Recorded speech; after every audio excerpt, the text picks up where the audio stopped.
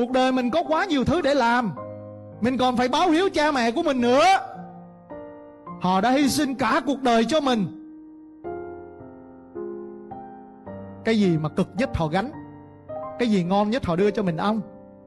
Tới tận bây giờ cũng vậy. Ngày mình còn bé họ đã hy sinh hết cái tuổi thanh xuân của họ cho mình.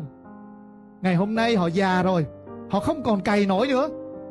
Họ đang bị thiếu hụt về tài chính, thiếu hụt về sức khỏe, thiếu hụt về cái niềm vui. Mình có quay về trả cho họ không? Nếu mà mình chưa làm tốt cái này là lỗi đạo rồi. Lỗi đạo rồi thì đời mình sẽ gặp vấn đề.